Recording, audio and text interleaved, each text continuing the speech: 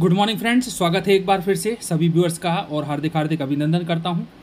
दोस्तों, आज के इस वीडियो में बहुत ही महत्वपूर्ण जानकारी है और विसिल ब्लोअर डॉक्टर आनंद राय ने एमपीटीईटी भर्ती परीक्षा के निरस्तीकरण पर काफ़ी कुछ अपने सुझाव दिए हैं।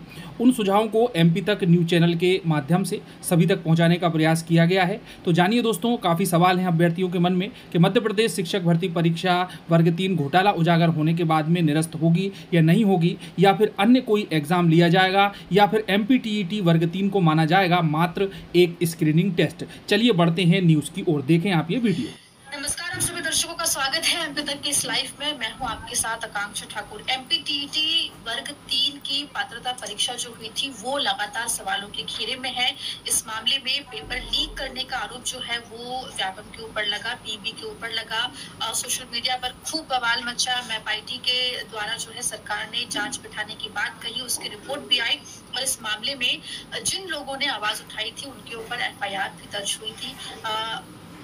और उनमें से एक जिनके ऊपर एफआईआर दर्ज हुई थी वो है डॉक्टर आनंद राय, जो कि विसिल ब्लोअर हैं। और आज सीधे एमपी तक पर हम उनसे बातचीत करेंगे। आनंद राय जी, बहुत बहुत स्वागत है आपका एमपी तक पर। नमस्कार। एमपी तक का शुक्रिया कि संवेदनशील मसले को आपने उठाया। जी, देखिए, एमपीटीईटी वर्ग 3 की जो पात्रता परीक्षा हाल ही में हुई थी उसको लेके काफी बवाल मचा। मैपाइटी की तरफ से जो है सरकार ने मैपाइटी से इसकी जांच कराने की बात कही, जांच की रिपोर्ट भी आ गई। इस मामले को जब आपने उठाया, आपके ऊपर एफआईआर दर्ज हुई थी। सबसे पहले मैं यही जानना चाहूंगी कि जो आपके ऊपर एफआईआर हुई वो किन मुद्दों को लेकर हुई थी और अभी उसमें क्या चल रहा है? देखिए, मुझ पे जो एफआईआर दर्ज हुई थी वो ये जो स्क्रीनशॉट था, इसको मैंने फेसबुक पे अपलोड किया था और अपलोड करके मेरे द्वारा ये पूछा गया था कि ये पेपर जो है ये लक्ष्मण सिंह जो लिखा हुआ था उसमें मोबाइल के अंदर, कि लक्ष्मण सिंह तक ये कैसे पहुंचा, इसकी जांच की जाए, सीबीआई जांच इसकी होनी चाहिए। और राजस्थान में भी इसी तरीके का ग्रेट घोटाला हुआ है। मेरे द्वारा मरकाम शब्द को एक टाइपो एरर में आर की जगह आर और टी पड़ोस में होते टी टाइप हो गया था मरकाम। तो सीधे भाई मध्य प्रदेश के अंदर यदि आप वोटर लिस्ट उठाएं तो लक्ष्मण सिंह मरकाम बहुत लोग हैं, करीब 1000 से ज्यादा लक्ष्मण सिंह मरकाम हैं।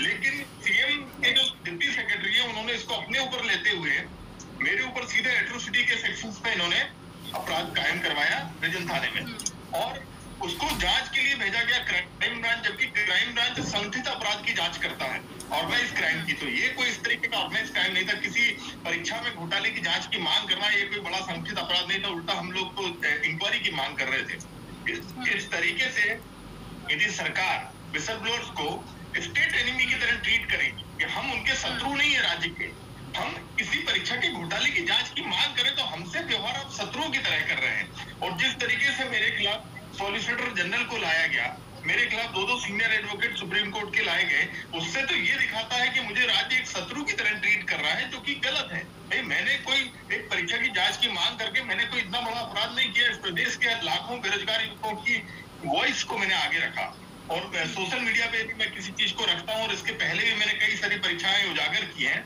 चाहे आप नेट पीजी लो, एम्स एंट्रेंस लो। तो एक हमारा इतिहास रहा है, हम लोग बड़े रिस्क लेके ये काम करते हैं और लोग हम पे बड़ी उम्मीदों से हमको जानकारी भेजते हैं। यदि जनता हमको जानकारी भेज रही है, बेरोजगार लोग हमको कोई जानकारी भेज, तो हमारा काम है उसको सोशल मीडिया पर पब्लिक प्लेटफॉर्म पर रखकर सरकार से मांग करना। तो उसको इस तरीके से एट्रोसिटी में फंसा कर कि भाई एट्रोसिटी की एक तरीके से फेक केस है और इसको हम चुनौती देने जा रहे हैं। हम जिसको हाईकोर्ट में चैलेंज भी करेंगे इसको। और अभी देखते हैं, अभी तो जांच चल रही है, अनुसंधान चल रहा है, क्या होता है। फिलहाल मुझे बेल मिली है, लेकिन मुझे बहुत टार्चर किया गया सुप्रीम कोर्ट। जब मैं अपना एसएलपी फाइल करने गया तो मुझे सुप्रीम कोर्ट में होटल से उठाया गया, मीडिया में हर जगह ऐसे प्रचारित किया गया जैसे मुझे कहीं नेपाल या दुबई से उठा के लाए हैं। भाई, मैं अपना सुप्रीम कोर्ट में केस फाइल करने के लिए दिल्ली गया था, तो इस तरीके से पूरा मीडिया में चलाया कि आनंद राय को दिल्ली के होटल से उठाया जैसे मैं कोई वहां फरारी काट रहा हूँ।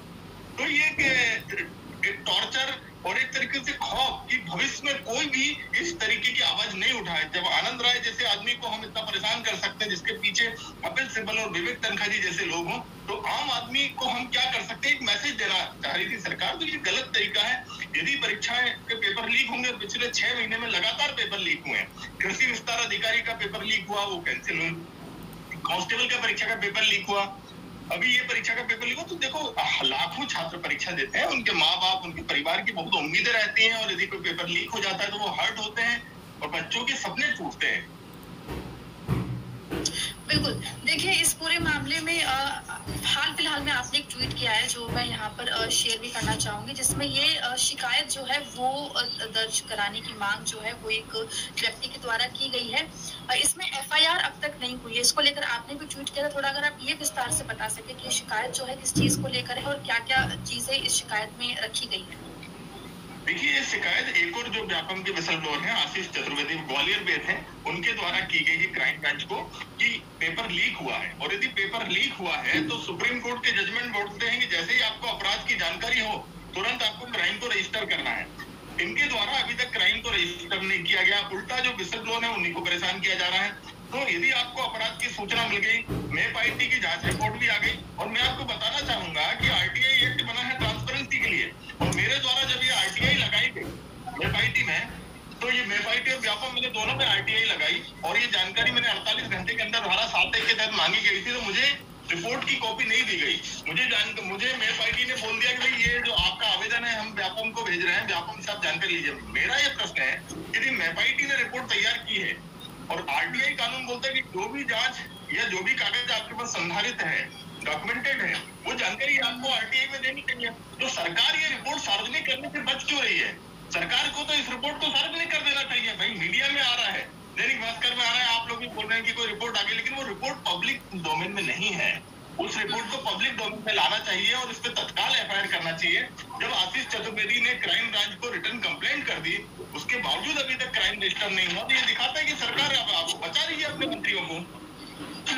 बिल्कुल। और देखिए, इस पूरे मामले में जिस कॉलेज में ये हुआ है, जो धांधली पकड़ाई गई है, वो कॉलेज भी बीजेपी के एक नेता का है। और सरकार के रवैये की बात को, जैसा आपने बताया, एफआईआर जो है कूट रचित दस्तावेज की बात कहकर जो है आपके ऊपर एफआईआर हुई और तमाम चीजें हुई, लेकिन सरकार का रवैया इस पूरे मामले में वो आप कैसे देखते हैं? देखिए, सरकार ने, मैंने आपको जैसे बताया, सरकार ने तो मुझे राज्य का शत्रु मान लिया है कि एक तरीके से यदि ये आदमी पिछले 12 साल से भ्रष्टाचार के खिलाफ काम कर रहा है तो उनको ये लगता है कि हमारे खिलाफ काम कर रहा है। एक्चुअली भ्रष्टाचारियों के खिलाफ मैं काम कर रहा हूँ, जो गलत काम कर रहे हैं उनके खिलाफ काम कर रहा हूँ। मुझे नहीं लगता कि सरकार आरोपियों की साइड क्यों खड़ी हो जाती है। सरकार को तो हम लोगों की साइड खड़ा होना चाहिए। विसल ब्लोअर प्रोटेक्शन एक्ट संसद में पास हुआ, राष्ट्रपति के हस्ताक्षर हुए, हम लोगों को आज तक whistle blower policy Madhya Pradesh में नहीं बनी कि हमको प्रोटेक्ट किया जाए। आरटीआई एक्ट ट्रांसपेरेंसी के लिए बना है, उसकी हालत क्या है आप देख सकते हैं। तो यदि हम जैसे लोग यदि सामने नहीं आएंगे तो इस तरीके के फ्रॉड को आप कैसे चेक करेंगे, आप बताइए। जो कहीं ना कहीं एजेंसियां इसमें नाकाम हो रही है, इसलिए लोग हम तक पहुंचते हैं। हमारी एक नैतिक जिम्मेदारी है कि हम इन चीजों को पब्लिक डोमेन में रखें। यदि हम इन चीजों को पब्लिक डोमेन में रखेंगे तो भाई मुझे सस्पेंड कर दिया गया, मेरा ट्रांसफर रीवा कर दिया गया, यहाँ से 1000 किलोमीटर दूर, मेरे ऊपर क्रिमिनल केस लाद दिया गया, तो आप क्यों खौफ जदा कर रहे हैं लोगों को जो भ्रष्टाचार की लड़ाई लड़ रहे हैं? और हम लोग जैसे डरने वाले नहीं है, लेकिन कहीं ना कहीं आज मेरे परिवार, मेरी वाइफ को भी परेशान किया गया, उसकी इंक्वायरी बिठाई गई। मेरा परिवार, मेरे माँ बाप हार्ट पेशेंट है, उनको लगा कि यार ये बच्चा कुछ गलत नहीं कर रहा है, सरकार से क्यों लड़ रहा है, तो बड़ा प्रेशर आने लगता है रिलेटिव्स का और लोगों का कि आप ये मत करिए, सरकार से क्यों लड़ रहे हैं। लेकिन हम लोगों से देखा नहीं जाता है। जब गलत होता है तो हम लोग आवाज उठाते हैं और मैं अपने आप को रोक नहीं पाता हूँ। और जैसे ही मुझे पता चला कि पेपर लीक हुआ, मैं आपको बार बार बताऊं, इसमें राजनीति नहीं कर रहा हूँ। मैंने राजस्थान की, आप मेरे ट्वीट देख लीजिए, राजस्थान में जब रिट घोटाला हुआ, वहाँ कांग्रेस की सरकार है, मैंने लगातार 100 से ज्यादा ट्वीट किए हैं, लेकिन वहां मेरे ऊपर कोई एफआईआर नहीं हुई। जिस स्कूल से वहां पेपर लीक हुआ था उसकी मान्यता रद्द हो गई, लेकिन यहाँ मंत्री जी का कॉलेज है, उनका बच्चा ये कॉलेज चला रहा था, उसकी मान्यता रद्द नहीं हुई, उनसे आज तक पूछताछ नहीं हुई। ये सोकाल जो भी लक्ष्मण सिंह है, उनका मोबाइल आज तक जब्त नहीं हुआ। मेरे 3 मोबाइल सरकार ने जब्त कर लिए। हमारे मोबाइल को जब्त करके उनकी जासूसी की जाती है, किनसे व्हाट्सएप पे बात कर रहे हैं, इनकी कॉल डिटेल क्या है। तो एक तरीके से स्नूपिंग भी की जाती है, जो एक्टिविस्ट है उनकी स्नूपिंग की जाती है, उनकी जासूसी की जाती है कि ये लोग किन लोगों से कनेक्टेड है इनके पास, और उनको डिफेम किया जाता है। मेरे खिलाफ जब मैं दिल्ली से मुझे पकड़ के लाए, 3 सांसदों ने मेरे खिलाफ प्रेस कॉन्फ्रेंस की, मुझे अर्बन नक्सल बोला। अभी मैंने उनको 10 करोड़ का मानहानि का नोटिस भेजा है। भाई मैं नक्सलवादी कैसे हो गया? यदि मैं भ्रष्टाचार के खिलाफ आवाज उठाऊंगा तो मैं नक्सलवादी हो जाऊंगा। तो इस तरीके की चीजें बोली गई। और अपराधी है ये, भाई मैं यदि अपराधी हूं तो मैं सरकारी नौकरी में कैसे हूं? 2011 से लेकर 2022 तक मैं गवर्नमेंट जॉब में हूँ, एक क्लास 2 गजेटेड ऑफिसर हूँ। तो इस तरीके से डिफेम करना, इंसल्ट करना, परिवार को आतंकित करना, ये सब किया गया हमारे साथ। तो ये कहीं न कहीं जो विसल ब्लोअर प्रोटेक्शन एक्ट है उसका वायलेशन है, और विसल ब्लोअर प्रोटेक्शन एक्ट में राज्य की जिम्मेदारी होती है कि वो विसल ब्लोअर्स को प्रोटेक्ट करे, उनकी सुरक्षा करे, और उसकी बजाय मुझे डिमोरलाइज किया जा रहा है। ठीक है। देखिए, इस पूरे मामले में मैपाइटी की जो रिपोर्ट है वो आ गई है। रिपोर्ट में कहा गया है कि जो जांच के बाद कहा गया है कि धांधली हुई है, जो स्क्रीनशॉट है वो सही माना गया है। अब ये कहा जा रहा है कि पुलिस इस पूरे मामले की नए सिरे से जो है जांच करेगी, और जांच के बाद जो है चीजें आगे बढ़ेगी। तो क्या आपको लग रहा है कि देरी जांच में हो रही है, क्योंकि एग्जाम मार्च में हुआ था और अभी हम मई का महीना खत्म होने को है? देखिए आकांक्षा जी, एफआईआर दर्ज करने के बाद इन्वेस्टिगेशन होता है ना। आप मेरा मामला देख लीजिए, कोई जांच नहीं की गई कि आनंद राय के मोबाइल से ये फेसबुक पोस्ट हुआ या नहीं हुआ। उसकी जांच रिपोर्ट एफएसएल से आती है। वो जो स्क्रीनशॉट है वो उसकी जो रिपोर्ट मैपाइटी से बिना जांच के मेरे खिलाफ एक क्रिमिनल केस दर्ज कर दिया जाता है। लेकिन मैपाइटी की जांच आने के बावजूद जो पेपर लीक हुआ है उसमें आज तक एफआईआर दर्ज नहीं हो रही है। भाई आप क्राइम रजिस्टर करने में देरी क्यों करें? क्राइम रजिस्टर तो तुरंत क्राइम की सूचना मिलते से ही आपको करना चाहिए। आप अनुसंधान उसके बाद करते रहिए, 3 महीने आपको टाइम मिलता है चालान पेश करने के। लेकिन अपराध की सूचना के बावजूद, और यही का यही कृषि विस्तार अधिकारी में भी इन्होंने किया, वहां तो पेपर परीक्षा कैंसिल होने के बावजूद अभी तक एफआईआर नहीं की है, क्योंकि वो लोग कहीं न कहीं सत्ता पक्ष से जुड़े हैं, उनके संरक्षण में पल रहे हैं गुंडे, और पूरा ऑर्गेनाइज क्राइम करके जो युवा, बेरोजगार युवा हैं, और वो बेचारे इतने डरे हुए हैं, उनको लगता है कि आनंद राय के साथ आके हम यदि खड़े हुए तो हम पे अपराध कायम हो जाएगा, हमको नौकरी के काबिल नहीं छोड़ा जाएगा। तो वो बोलने और लिखने से डरने लगे हैं, और मेरे ऊपर इतना मोरल प्रेशर रहता है। वो मेरे को व्हाट्सएप करके, मैसेज कर करके बोलते हैं, सर ये आवाज उठाइए, सर ये आवाज उठाइए, और हम आवाज उठाते हैं तो हम पे आपराधिक मुकदमे दर्ज हो जाते हैं। बिल्कुल। इस पूरे मामले में जो यहाँ बहुत से दर्शक जो है जुड़े हुए हैं, और आप पेपर को, एग्जाम को कैंसिल करने की यहाँ पे मांग जो है हो रही है। और मैं आंकड़े देख रही थी तो लगभग 10 लाख बेरोजगार युवा हैं जिन्होंने एमपीटीटी का एग्जाम दिया था, और इसको कैंसिल करने की बात हो रही है। इस मामले में आपका क्या मानना है? क्या पूरी परीक्षा कैंसिल होनी चाहिए? देखिए, मेरा एक सुझाव है इसमें, क्योंकि हम लोग इस तरीके के मामले सुप्रीम कोर्ट तक भी गए लड़ने। इसके पहले हमने जो All India pre medical test exam है उसको रिकंडक्ट करवाया था हमने 2014 में, और उसके बाद से लेकर हम हर साल हाई कोर्ट, सुप्रीम कोर्ट में कई बार ये पेपर लीक के मामलों तक गए हैं। मेरा सुझाव ये है कि ये जो परीक्षा है इसको आप स्क्रीनिंग टेस्ट मान लीजिए। जिनके भी 60% से ऊपर मार्क्स हैं उनको एक दोबारा एक एग्जाम करवाइए उनका, जिससे हम एक फिल्टर भी कर लेंगे कि भाई 60% से कम जिनके हैं उनकी हम दोबारा परीक्षा नहीं ले रहे हैं। जिनके 60% से अबव है उनकी आप एक और एग्जाम ले लीजिए, तो जो लोग फ्रॉड होंगे वो अपने आप फिल्टर हो जाएंगे, क्योंकि वो दूसरी एग्जाम को पास नहीं कर पाएंगे, और हम बहुत कम समय में उन लोगों को चिन्हित कर लेंगे जो लोग सही जेन्युइन कैंडिडेट्स हैं। तो मुझे ये लगता है कि इस एग्जाम को एक प्रिलिमिनरी एग्जाम या स्क्रीनिंग एग्जाम मान लीजिए, जैसे आईआईटी में होता है कि 2 एग्जाम होती है, स्टेप 1 और स्टेप 2। उसी तरीके से इस एग्जाम को स्क्रीनिंग एग्जाम मान के एक मेन एग्जाम और करवा ली जाए।